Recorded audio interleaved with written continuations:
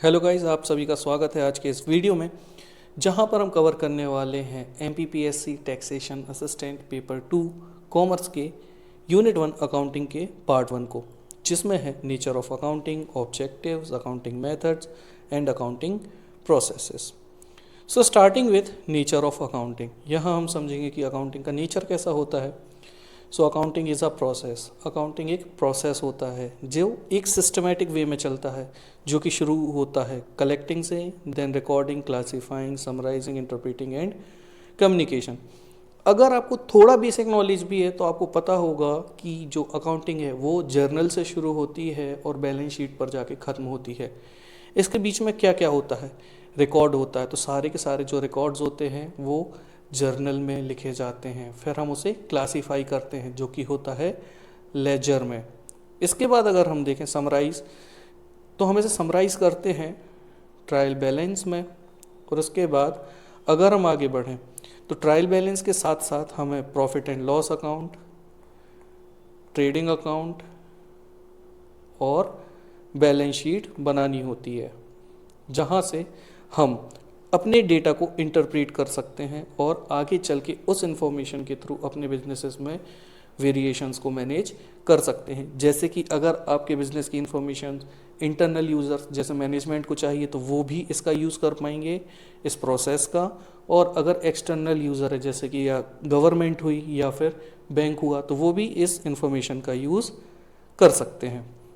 Then accounting is a language. अब language का मतलब ये नहीं है कि कोई दुनिया से हटके ये बात करते होंगे जो भी अकाउंटेंट हैं। इसमें कुछ ऐसे टर्म्स होते हैं जो बेसिक लाइफ में, डेली लाइफ में यूज़ नहीं होते, जैसे जर्नल, लेजर या फिर ट्रायल बैलेंस।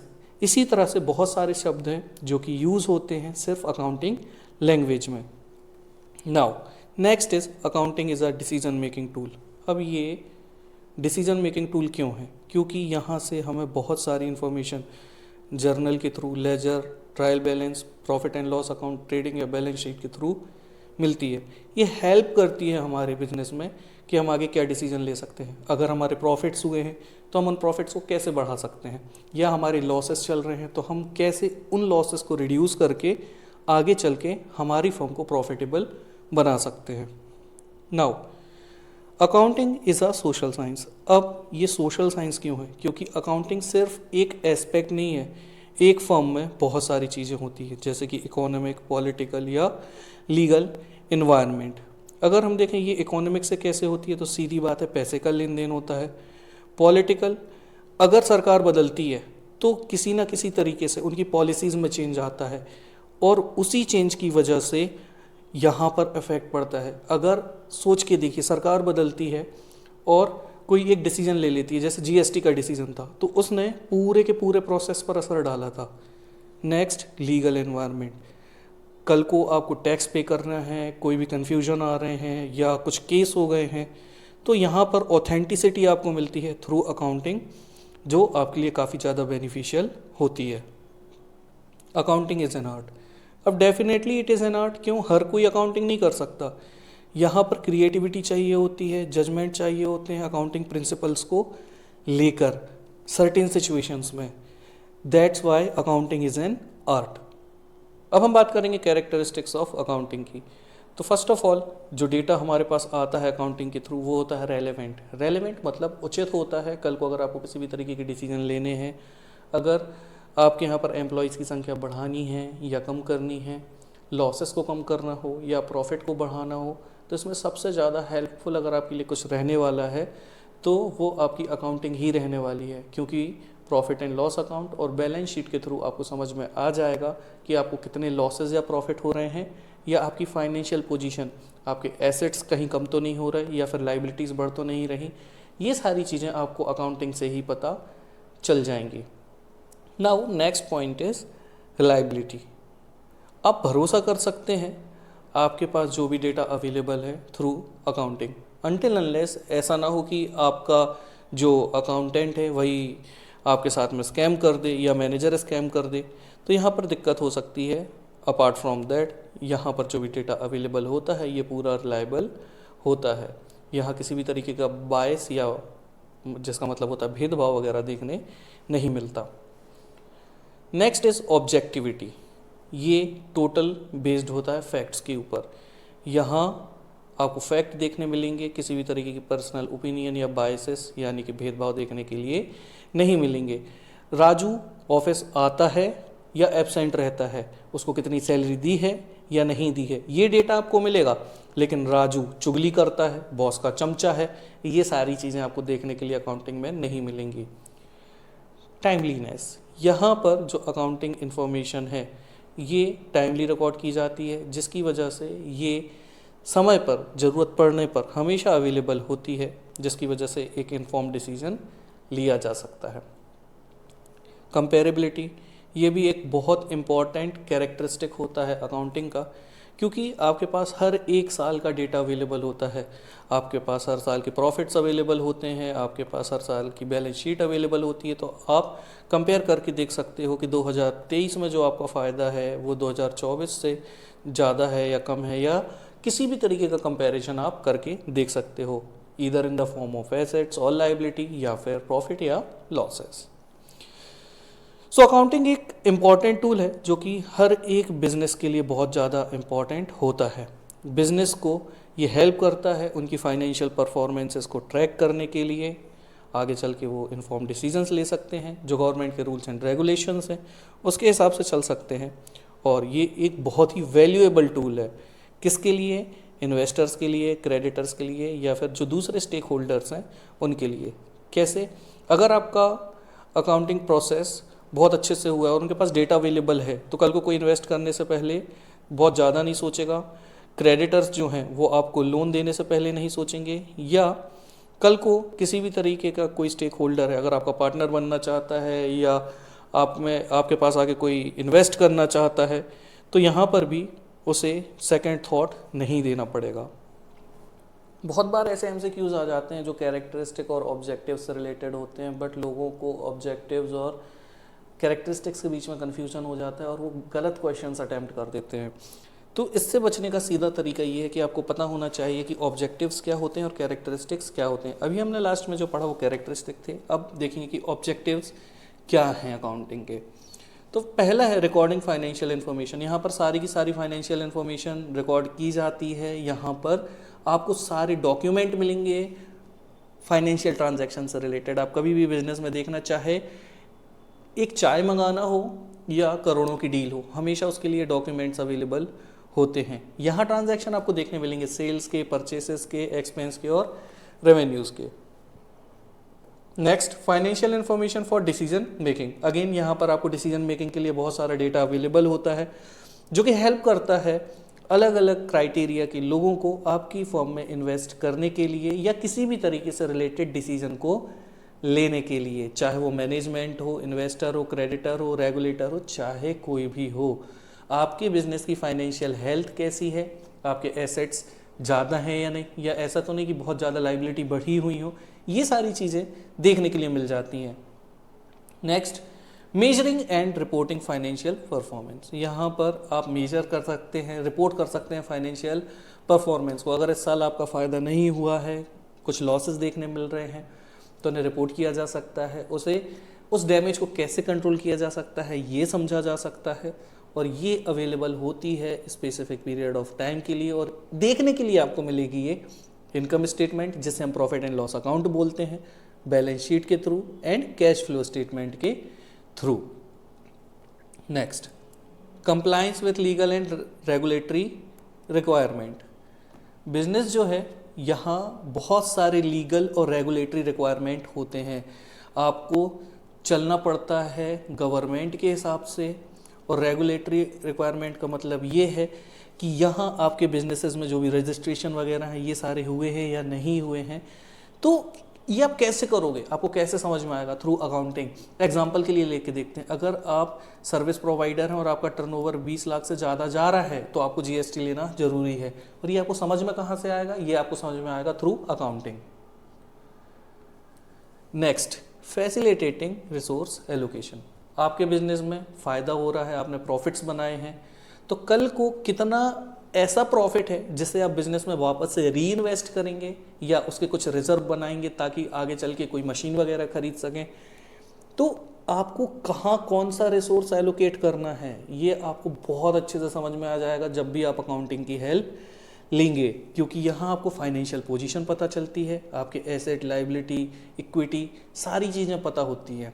अब इक्विटी के बारे में बता देता हूँ मैं। इक्विटी को लेके बहुत कन्फ्यूजन रहता है कि ये क्या होती है। ये होती है इंटरनल लायबिलिटी, और अगर इजी वर्ड्स में मैं समझाऊं तो जो भी बिजनेस ओनर्स होते हैं जो वो इन्वेस्ट करते हैं उसे इक्विटी बोला जाता है, और ये एसेंशियल होता है बिजनेस के लिए ताकि वो किसी भी तरीके की ऑब्लिगेशन, उनकी जिम्मेदारी उसे पूरी कर सकें। Next, evaluating efficiency and performance. अगर हम एनालाइज करते हैं फाइनेंशियल रेशियोज को, इंडिकेटर्स को, तो ये हमें हेल्प करेंगे कि कैसे हम आगे चल के अपने ऑपरेशंस को और एफिशिएंट बना सकते हैं। अगर हमने ये देखा कि कोई फैक्टर ऐसा है जो हमें बेनिफिशियल हो रहा है तो हम उसे और अच्छे से चला सकते हैं, उसे और यूज़ कर सकते हैं और अपनी बिजनेस के परफॉर्मेंस को बढ़ा सकते हैं। फैसिलिटेटिंग प्लानिंग एंड बजटिंग, बहुत सिंपल सा पॉइंट है। अगर आपके पास डेटा अवेलेबल है तो आप चीज़ों को प्लान कर सकते हैं, बजट बना सकते हैं कि कैसे चल के आगे चल के आपको बिजनेस में ग्रो करना है, और साथ ही साथ में वो ब्लंडर, वो गलतियां जो आपने हिस्टोरिकल परफॉर्मेंसेस में देखी होंगी। कहने का मतलब ये है कि अगर आपने किसी भी तरीके की गलती पास्ट में की है, हिस्ट्री में की है, तो उस परफॉर्मेंस को देखते हुए आप यहाँ पर सुधार कर सकते हैं और भविष्य में कुछ रियलिस्टिक फाइनेंशियल गोल्स को सेट कर सकते हैं। नाउ याद रखिएगा, रियलिस्टिक फाइनेंशियल गोल्स का मतलब यहाँ पर ये होता है कि ऐसी चीज़ें, ऐसे डिसीजन लेना जो रियलिस्टिक हो। ऐसा ना हो कि आपका टर्नओवर 10 लाख का जा रहा है और आप 1 करोड़ का टारगेट सेट करके बैठ गए हैं, तो ऐसा कुछ नहीं करना है। आपको रियलिस्टिक फाइनेंशियल गोल्स सेट करके रखने हैं आपके फ्यूचर के लिए। Moving on, monitoring cash flows. साल भर बहुत सारे ट्रांजैक्शंस होते हैं। ये ट्रांजैक्शंस कब, कहाँ, किसके साथ कितना हुआ है, ये आप एक शॉर्ट पीरियड ऑफ टाइम के लिए तो याद रख सकते हैं, लेकिन जब बात होती है एक अकाउंटिंग ईयर की तो आप 365 दिन का डेटा याद नहीं रख सकते। यहाँ पर accounting comes into the play. वो आपकी हेल्प करती है, आपको बताती है कि कहाँ, कैसे, कितना पैसा किसके पास आया है और किसके पास गया है। यहाँ से आप इनफ्लो और आउटफ्लो देख सकते हैं, जिसकी वजह से आप सफिशिएंट लिक्विडिटी बनाकर रख पा रहे हैं या नहीं, ये देखना होता है। लिक्विडिटी का मतलब होता है ऐसे एसेट जो कि जल्दी से कैश में कन्वर्ट हो सकते हैं। कैश सबसे ज़्यादा लिक्विड होता है। इसके बाद अगर आप देखें तो गोल्ड, ये थोड़ा कम लिक्विड होता है क्योंकि तुरंत पैसे में कन्वर्ट नहीं होता। फिर इसके बाद हम देखें तो डेटर्स, जिनसे हमें पैसा लेना है, ये भी थोड़ा बहुत टाइम लगा देते हैं, बोल देते हैं कल ले लेना भाई, कल ले लेना भाई करके 15 दिन भी लगा सकते हैं। तो जितनी जल्दी कन्वर्टिबिलिटी कैश में होगी, लिक्विडिटी उतनी ज़्यादा होगी, और जितना ज़्यादा टाइम लगेगा कैश में कन्वर्ट होने में उतनी कम लिक्विडिटी होगी। कंपेयर करके देखो आप गोल्ड को और बिल्डिंग को, तो अगर आप इनको कंपेयर करोगे तो आपको एक बात समझ आ जाएगी कि जो बिल्डिंग है ये कम लिक्विड है क्योंकि इसमें टाइम लग सकता है, बट गोल्ड इजीली कन्वर्टेबल है कैश में। इसी तरीके से बॉन्ड भी जल्दी कैश में कन्वर्ट हो जाते हैं। Next, transparency and accountability. यहाँ आप इजीली समझ सकते हैं कि बिजनेस अगर आपका अच्छे से चल रहा है, कोई भी गलत एक्टिविटीज़ में इन्वॉल्व नहीं है आप या आपका अकाउंटेंट, तो आपके बिजनेसेस में पूरी ट्रांसपेरेंसी रहेगी, पारदर्शिता रहेगी। इजीली सारी चीज़ें समझ में आएंगी कि कहाँ से पैसा आया है, कहाँ से पैसा गया है। सारी की सारी फाइनेंशियल एक्टिविटीज़ को मॉनिटर किया जा सकता है, और इस ट्रांसपेरेंसी के थ्रू कल को अगर कोई किसी भी तरीके का फ्रॉड या मिसमैनेजमेंट या अनएथिकल प्रैक्टिसेस करने की कोशिश करता है तो आप उसे इजीली डिटेक्ट कर लेंगे, इजीली ट्रैक कर लेंगे। Moving on, valuation of assets and liabilities. Simple है, जब आप बैलेंस शीट प्रिपेयर करते हैं तो वहाँ पर पूरा का पूरा हिसाब किताब होता है आपके एसेट्स का और लायबिलिटीज़ का। यहाँ आपको वो पूरी जानकारी मिल जाती है। और ये ज़रूरी क्यों होती है? ये ज़रूरी इसलिए होती है ताकि एक तो आप अपने बिजनेस का डिसीजंस, बिजनेस से रिलेटेड डिसीजन जो भी लेना है वो इजीली ले सकें। कल को मर्जर करना है उसमें आपको हेल्प मिलेगी, या कोई भी इन्वेस्टर या क्रेडिटर आपका डेटा देखता है तो वो आपके यहाँ आपको उधार देने में या इन्वेस्ट करने में ज़्यादा नहीं सोचेगा। लेकिन अगर अकाउंटिंग में गड़बड़ मिली तो ज़्यादा चांसेस है कि आपको इन्वेस्टमेंट नहीं मिलेगा या मुश्किल से मिलेगा। Comparison and benchmarking. नाउ अब ये सोचने वाली बात है कि यहाँ पर बेंचमार्क कैसे आया। देखिए, अगर आपकी परफॉर्मेंस अच्छी जा रही है, आपने सारी चीज़ें पूरी की हैं, एग्जांपल के लिए टाटा को लेके देखते हैं। टाटा के प्रोडक्ट क्वालिटी वाले भी होते हैं, कॉस्ट एफिशिएंट भी होते हैं, और बेंचमार्क मतलब वो जो स्टैंडर्ड सेट किए गए हैं वो सारे स्टैंडर्ड्स को मीट करते हैं, तो वहाँ से आपकी कंपनी प्रॉफिटेबल हो जाती है। और ये समझ में आता है कि आपकी कंपनी ने अगर प्रॉफिट अर्न किया है तो आपकी कंपनी के लिए जो क्राइटेरिया सेट किए गए थे वो सारे क्राइटेरियाज को आप मीट कर रहे हैं। साथ ही साथ में अगर कोई वीकनेस आपकी रही है तो आप उसे आगे चल के एलिमिनेट कर सकते हैं। तो यहाँ ये हेल्प करता है आपको कंपैरिजन में और बेंचमार्किंग में। So moving on, next is accounting methods. अब दिक्कत परेशानी लोगों को कभी भी नहीं आती किसमें, कैश बेसिस में। रीज़न इज सिंपल सा फंडा है, जब पैसा आएगा जब पैसा जाएगा तभी आपको रिकॉर्ड करना है, दैट्स इट। सारे छोटे बिजनेसेस यूजुअली आसपास जो हमारे किराने की दुकान होती हैं, ये जो बिजनेसेस होते हैं ये कैश बेसिस में ही काम करते हैं। बट बाकी दुनिया जो बड़े बिजनेसेस हैं या जो प्रॉपर खुद को एक बिजनेस की तरह दिखाना चाहते हैं वो फॉलो करते हैं accrual basis of accounting. And you know what is the funny part, मैं अक्रूअल बेसिस को बोलता हूँ क्योंकि it is the most cruel part of commerce. क्यों? क्योंकि लोगों को इतनी सारी अकाउंटिंग ही अक्रूअल बेसिस की वजह से पढ़ने पड़ती है। क्यों? जैसे कैश बेसिस में जब पैसा आएगा या जाएगा हमें तब रिकॉर्ड करना है, बट अगर हम अक्रूअल बेसिस में देखें तो ऐसा नहीं होता। अक्रूअल बेसिस में कभी भी जब ट्रांजैक्शन होता है, चाहे पैसा आया हो या ना आया हो, उसको उसी दिन रिकॉर्ड करना होता है। एग्जाम्पल लेके देखते हैं, अगर राजू ने मुझसे एक टीवी खरीदी है और उसने वो टीवी का पेमेंट मान लेते 15 दिन बाद किया है, तो मैं ट्रांजैक्शन 15 दिन बाद रिकॉर्ड करूंगा। बट अगर मैं अक्रूअल बेसिस ऑफ अकाउंटिंग को फॉलो कर रहा हूँ तो जिस दिन उसने मुझसे वो टीवी खरीदी थी, भले उसने पैसे ना दिए हों, लेकिन ट्रांजैक्शन मैं सेम डे का ही शो करूंगा। और यही दो बेसिस होते हैं अकाउंटिंग में, एक कैश बेसिस और दूसरा अक्रूअल बेसिस। सो यहाँ पर ये आपको इजीली समझ में आ गया होगा। Last one is accrual basis को फॉलो करना होता है GAAP के लिए। नाउ GAAP क्या है? Generally accepted accounting principle. ये कुछ प्रिंसिपल है जो पूरी दुनिया में फॉलो किए जाते हैं, जैसे पूरी दुनिया मानती है। अब बड़े बिजनेस हो के आप चाहोगे भी ना कि आप कैश बेसिस को फॉलो कर लो, तो आपको गवर्नमेंट, रेगुलेटरी अथॉरिटीज ये फॉलो करने ही नहीं देंगे, क्योंकि इससे आपकी real financial position, real profit या रियल लॉसेस समझ में नहीं आते।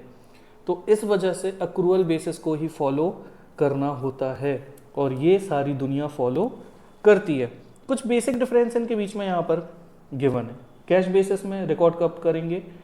जब कैश रिसीव हुआ हो या एक्सपेंस होंगे तो जब पे किया हो। बट अक्रूअल बेसिस में व्हेन रेवेन्यू इज अर्न। अब रेवेन्यू इज अर्न का मतलब क्या है? रेवेन्यू का मतलब ये होता है कि आपने वहाँ अर्न किया है, कैश आपको मिला हो या ना मिला हो, वहाँ पर जो एक्टिविटी हुई है, जो आपको राइट टू रिसीव मिला है। रेवेन्यू का एक्चुअल मीनिंग ही होता है राइट टू रिसीव।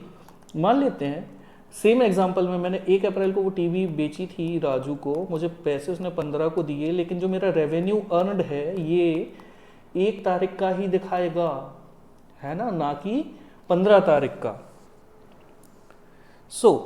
इसके बाद है अकाउंटिंग प्रोसेस। अकाउंटिंग प्रोसेस बहुत सिंपल है। शुरू में मैंने बेसिक एक्सप्लेनेशन इसकी दे दी थी।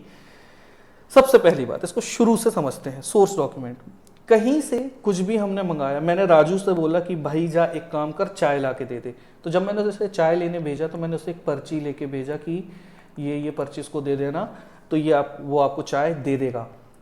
वहाँ भी सोर्स डॉक्यूमेंट था। मैं कल को अपने बिजनेस के लिए कोई मशीनरी मंगवाता हूँ, मुझे वहाँ से इनवॉइस या कैश मेमो रिसीव होगा, तो भी वहाँ पर मुझे सोर्स डॉक्यूमेंट मिलेगा।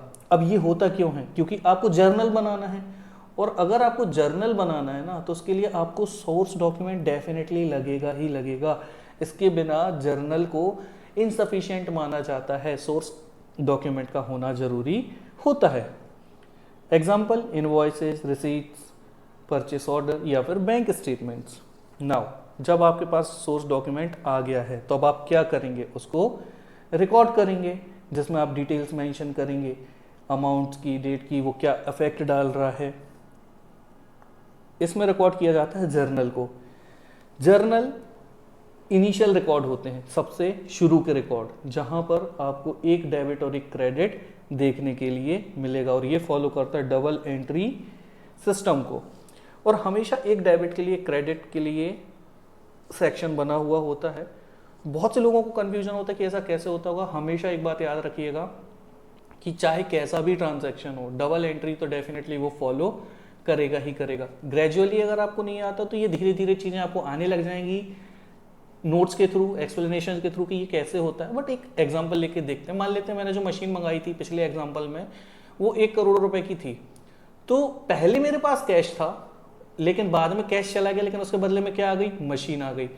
तो यहाँ एक डेबिट और एक क्रेडिट डेफिनेटली होगा, लेकिन इसके बारे में हम ज़्यादा बात अभी इसलिए नहीं करेंगे क्योंकि जब हम रूल्स पढ़ रहे होंगे वहां पर मैं इसका प्रॉपर एक्सप्लेनेशन आपको जरूर दूंगा।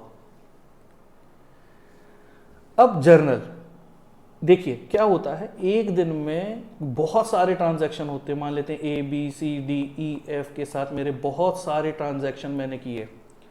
मुझे अब जरूरत पड़ी कि मैं उसको चेक करूं, तो मैं कहाँ चेक करूंगा, मैं परेशान हो जाऊंगा। मान लीजिए मुझे C का ट्रांजैक्शन देखना है, तो अब C का ट्रांजैक्शन देखने के लिए कोई ऐसी जगह होनी चाहिए ना जहां पर स्पेसिफिकली C के सारे ट्रांजैक्शन रिकॉर्डेड हो। तो ये आपको मिल जाएगा लेजर में। लेजर में हर एक व्यक्ति का अपना अपना स्पेसिफिक अकाउंट होता है। फिर इसके बाद आता है ट्रायल बैलेंस। जब ABCDEF के स्पेसिफिक रिकॉर्ड अकाउंट्स हमने बना लिए, तो लास्ट में हमें पता चलता है कि लेना या देना बाकी है या नहीं, रिसीव करना है या देना है, दोनों चीज़ें पता चलेंगी और उसे हम रिकॉर्ड करेंगे ट्रायल बैलेंस में। तो ट्रायल बैलेंस में सारे व्यक्तियों का हिसाब किताब, किससे कितना पैसा लेना है, किसको कितना पैसा देना है, ये मेंशन्ड होता है। बट याद रखिएगा ट्रायल बैलेंस तक किसी भी तरीके से प्रॉफिट या लॉसेस का पता नहीं होता। यहाँ सिर्फ हिसाब किताब होता है कि कितना लेना देना बाकी था। अब लास्ट में जब हम पहुंचेंगे तो देखिए क्या होता है। फिलहाल अभी देखते हैं कि एडजस्टिंग एंट्री क्या होती है।